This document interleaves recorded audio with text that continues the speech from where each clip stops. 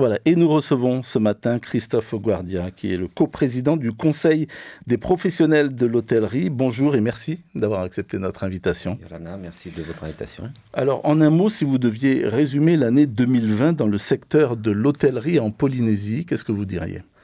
Alors, l'année 2020 dans le secteur de l'hôtellerie en Polynésie, et pas qu'en Polynésie, ça a été une année d'abord qu'on n'aurait pas pu imaginer. Qui d'abord a commencé par 4 mois de fermeture totale, savoir que tous les hôtels ont été fermés totalement pendant 4 mois, sans aucune source de revenus. Et une réouverture qui a été quand même une décision courageuse et pas assez unique, parce qu'il y a plein de destinations touristiques qui aujourd'hui ne sont pas encore réouvertes au tourisme. Donc une réouverture des frontières au 15 juillet avec un redémarrage de nos activités.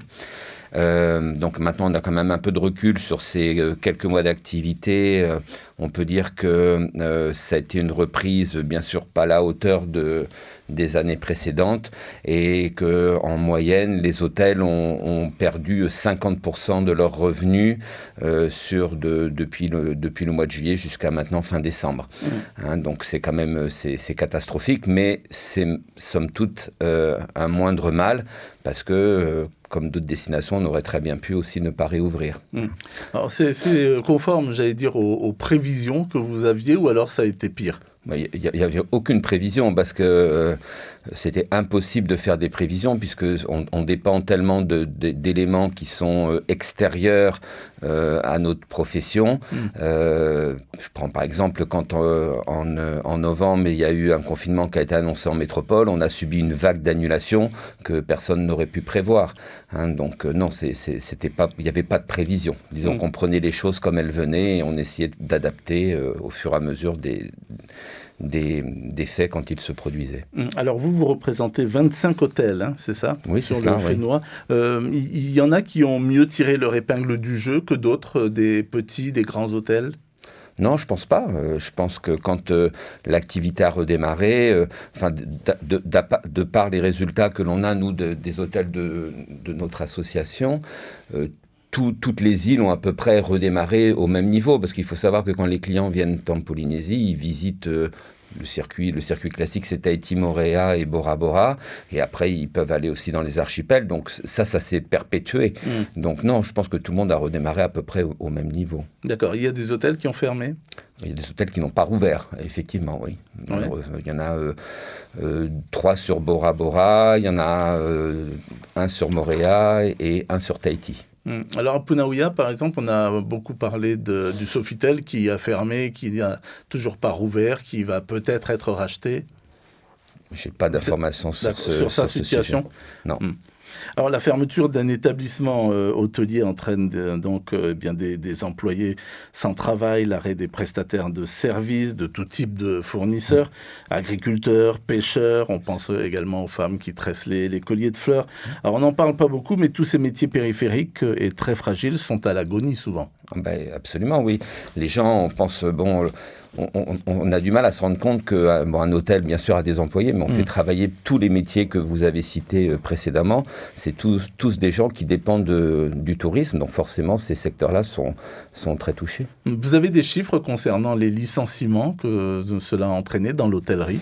Alors, écoutez, des chiffres exacts, non, mais à ma connaissance, à notre connaissance, les seuls licenciements qu'il y a eu sont ceux des hôtels qui n'ont pas réouvert et qui ont fermé. Après, dans tous les autres hôtels qui restent en activité, les aides du gouvernement qui ont été mises en place permettent justement de pallier à ces fluctuations d'activité et justement de préserver les emplois. C'est ce qui a permis à bon nombre d'hôtels de maintenir la tête hors de l'eau. Absolument. Sans ces aides-là, les réouvertures n'auraient pas été possibles à ce niveau d'activité. Vous tirez quelle leçon, vous, de cet exercice, cette année 2020, par rapport pour mieux préparer 2021 ? Alors la leçon qu'on peut en tirer, c'est que rien n'est jamais acquis, qu'il faut toujours se remettre en cause, mais aussi que dans toute épreuve, il y a des choses positives qui en ressortent. On a tous vécu des moments très compliqués dans les entreprises, dans nos entreprises, mais que on en retient des leçons et qui nous permettent de mieux continuer, de mieux préparer l'avenir. Alors 2021 pourra difficilement être pire, on croise les doigts. Quelles sont les raisons d'espérer des jours meilleurs ? Alors j'espère que 2021 sera meilleur que 2020, malgré quand même, il faut l'avouer, un manque de visibilité. C'est pas facile non plus de savoir ce qui va se passer. Comme je l'ai dit précédemment, on dépend de tellement de faits extérieurs.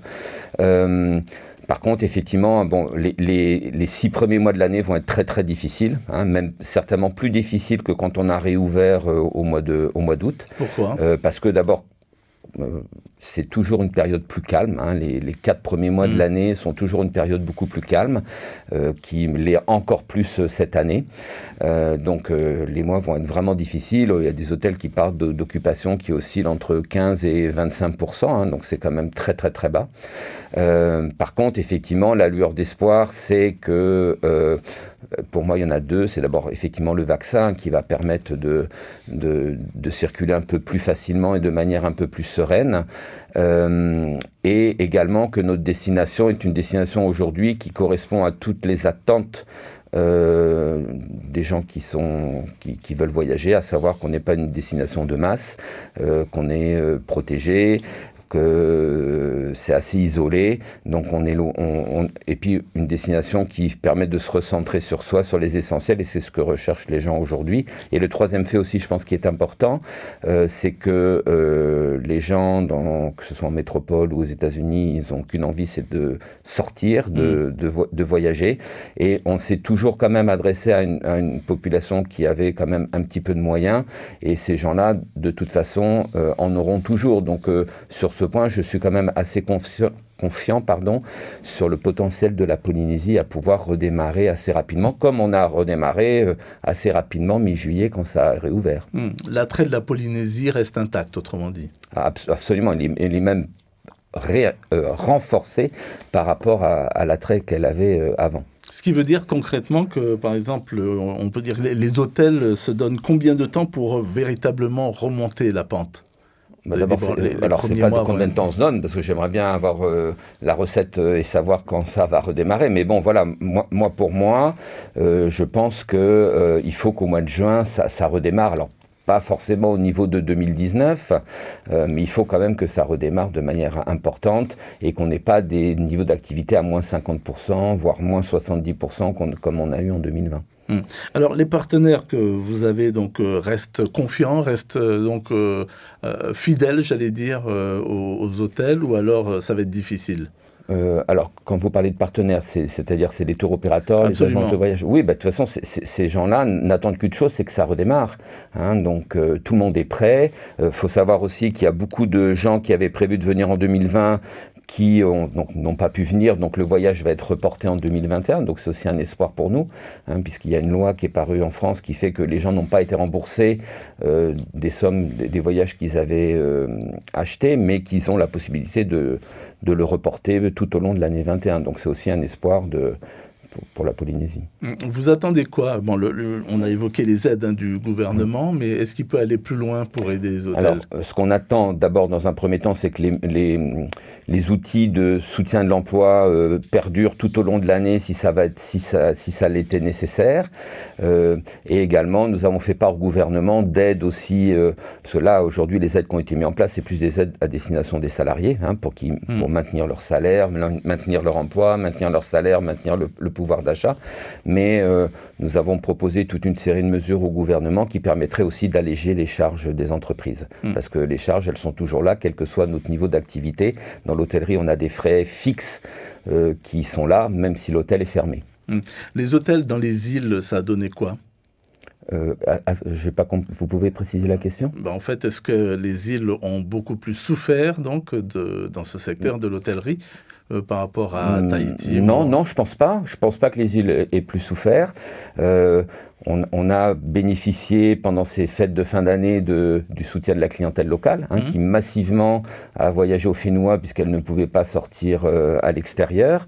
Donc ça a été un bienfait, et je sais que ça a profité à beaucoup d'îles, aussi aux pensions. Donc je pense qu'aujourd'hui, tous les secteurs du tourisme sont logés à la même enseigne, et il n'y a pas des îles qui sont plus avantagées que d'autres. Le salon du tourisme, normalement, devrait se tenir donc début février. On ne sait pas si ce sera à Mamao ou alors s'il sera virtuel. Vous souhaitez quoi? Écoutez, moi et je pense pour une grande partie de la profession, nous souhaitons un salon présentiel, bien évidemment, pour plusieurs raisons. Parce que d'abord, le contact avec le client, c'est quand même le cœur de nos métiers. Ça permet aussi à plein d'hébergements hôteliers qui n'ont pas forcément des connexions Internet performantes de pouvoir être présents et de pouvoir vendre. Et ça permet également aussi, dans ce type de salon du tourisme, il y a plein d'achats qui ne sont pas préparés. Je parle des excursions ou autres. Et quand c'est en virtuel, c'est pas possible. Donc on souhaite tous que le salon puisse être de manière présentielle, en respectant bien sûr les gestes barrières. Merci beaucoup, en tous les cas, d'être venu, Christophe Guardia. Je rappelle que vous êtes le coprésident du Conseil des professionnels de l'hôtellerie. Alors, on aura noté plein de choses, une lueur d'espoir donc pour 2021 avec l'arrivée du vaccin. Et puis, vous espérez que ça redémarre quand même au mois de juin. Sinon, après, ce sera difficile. Merci beaucoup. Merci à vous.